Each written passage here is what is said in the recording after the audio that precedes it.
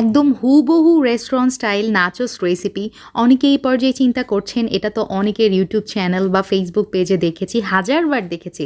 But trust me, Hridoy Ferdous Khan channel মানেই something different and original recipe. এই রেসিপিতে আজকে আপনাদেরকে একটা স্পেশাল সস আমি বানিয়ে দেখাবো, যেটা কিনা মেক্সিকান ফুড নাচোসে মাস্ট ব্যবহার হয়। আর রেস্টুরেন্ট স্টাইল নাচোস আমি যেহেতু বলেছি, সো অথেন্টিক যে রেসিপিটা সেটাই আপনাদেরকে দেখানোর চেষ্টা করব। এটা যদি A to Z ফলো করেন তাহলে বাসায় অ্যাজ ইট ইজ টেস্ট পাবেন। তো প্রথমেই লাগছে আমার 1 কাপ পরিমাণ ময়দা, তাতে নিয়েছি সামান্য একটু লবণ, তার সাথে 1 চা চামচ দিয়ে দিলাম চিনি, এবং আরও লাগছে আমার কর্নফ্লাওয়ার। এখানে কর্নফ্লাওয়ার কিন্তু একদম মোস্ট ইম্পর্ট্যান্ট একটা ইনগ্রিডিয়েন্টস, এখানে অবশ্যই ইউজ করতে হবে।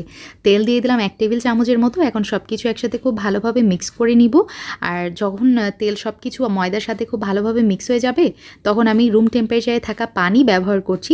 অল্প অল্প করে ইউজ করে একটা আটার ডো বানিয়ে নিব। যেভাবে আমরা রুটি বানাই না, ঠিক সেই রকম কনসিস্টেন্সির একটা ডো আমি বানিয়ে নিয়েছি এবং এটা রেস্টে রাখবো 30 মিনিটের জন্য। ফিরছি 30 মিনিট পর। 30 মিনিট নষ্ট না করে ঝটপট নেক্সট প্রিপারেশনগুলো সেরে নিচ্ছি। 1 কাপ বোনলেস চিকেন নিয়েছি, ছোটো ছোটো পিসেস করে কেটে নেওয়া।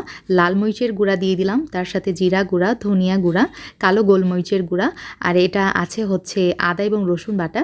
এখানে 2টা মিলে 1 চা চামচ ব্যবহার করেছি। সামান্য একটু সয়া সস দিয়ে দিলাম। আর সব মশলা আমি 1/2 চা চামচ করে ব্যবহার করেছি। সব কিছু একসাথে মিক্স করে রেস্টে রাখতে হবে না, কিছু না। আমি চলে যাচ্ছি কড়াইয়ে। এখানে সামান্য একটু তেল দিয়ে নিয়েছি কড়াইয়ে।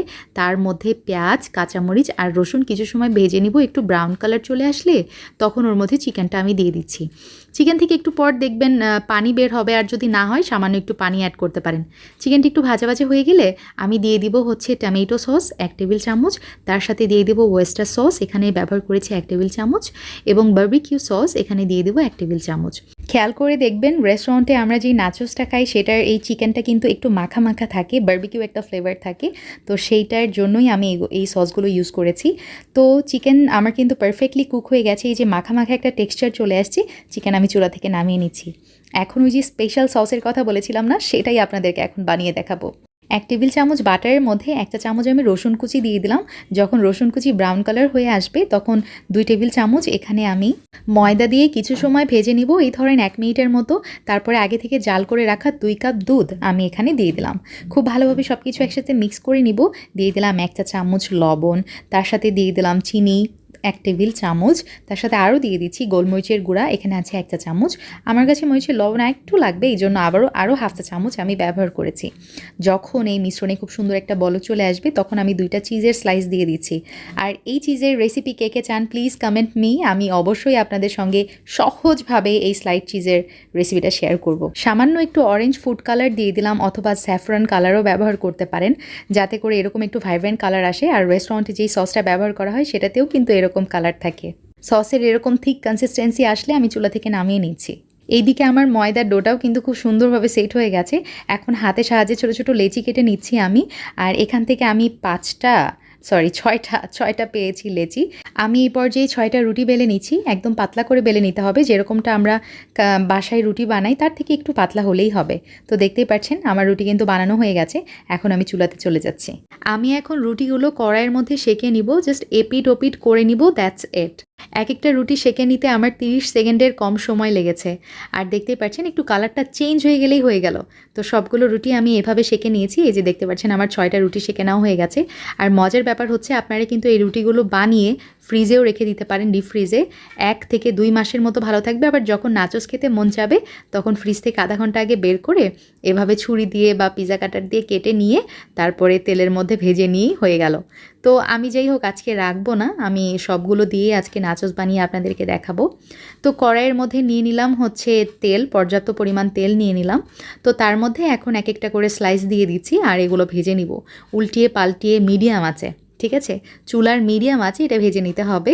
এক একটা ব্যাচ ভেজে নিতে আমার 6 থেকে 8 মিনিটের মতো সময় লেগেছে, আপনাদেরও এরকম লাগতে পারে। আলহামদুলিল্লাহ সবগুলো ভেজে নিয়েছি, আর এগুলো এতটা পারফেক্ট আর এতটা ক্রিস্পি হয়েছে। আপনারা কিন্তু এই চিপসগুলো একটা বক্সে, এয়ারটাইট বক্সে করে ফ্রিজেও রেখে দিতে পারেন। নর্মাল ফ্রিজে 8 থেকে 10 দিনের মতো ভালো থাকবে। তো এখন আমার নাচোস সাজিয়ে নেওয়ার পালা। আমি কিন্তু এটা লেয়ারিং করে সাজাবো। ফার্স্টে একটা লেয়ার দিয়ে দিলাম, দেখতেই পাচ্ছেন কতগুলো চিপস আমি ছড়িয়ে দিয়েছি প্লেটের মধ্যে। তারপরে ওই যে মাংস কিমা যেটা করে রেখেছিলাম সেটা দিয়ে দিলাম, আর ওই যে সস যেটা বানিয়ে রেখেছিলাম, সস এবং টমেটো সসটা দিয়ে দিলাম, চিজ সস এবং টমেটো সস। তারপরে আরেকটা লেয়ার বানিয়ে নিলাম, আবারও সেম প্রসেস ফলো করছি। মাংস মানে চিকেনটা দিয়ে দিলাম, তারপর চিজ সস দিয়ে দিলাম, তারপর টমেটো সস দিয়ে দিলাম, আবারও সেম। তো এভাবেই আপনারা যত খুশি ততটা লেয়ারিং করতে পারেন। আমি যে যতটুকু বানিয়েছি আজকে 1 কাপের, এটা দিয়ে একদম বড় সাইজের 2টা প্লেট আপনারা সাজিয়ে নিতে পারবেন অনায়াসেই। একটা উঁচু করে সাজাইতে পারবেন, আর একটা ফ্ল্যাট করে সাজিয়ে নিতে পারবেন। জাস্ট ফর গার্নিশ আমি এখানে ব্যবহার করেছি গাজর কুচি আর কতগুলো ক্যাপসিকাম। এটা কিন্তু টোটালি অপশনাল। ওফ, এটা লুকস দেখে তো মনে হচ্ছে এখনই আবার খেতে বসে যাই। আপনাদের ভাইয়ার যে এই স্ন্যাক্সটা কী পরিমাণ পছন্দ, মানে আমি বানানোর পরে সে এতটা খুশি হয়েছে মাশাল্লাহ। সে আমাকে বারবার বলছিল যে একদমই রেস্টুরেন্টের মতো টেস্ট হয়েছে, আলহামদুলিল্লাহ। আর বাচ্চাদেরকে এই স্ন্যাক্সগুলো রেস্টুরেন্টে না খাইয়ে বাসাতেই বানিয়ে দেওয়ার চেষ্টা করবেন, কারণ হোমমেড ফুড সবসময় হেলদি হয়। Well, enough for today. See you in the next video. আসসালামু আলাইকুম।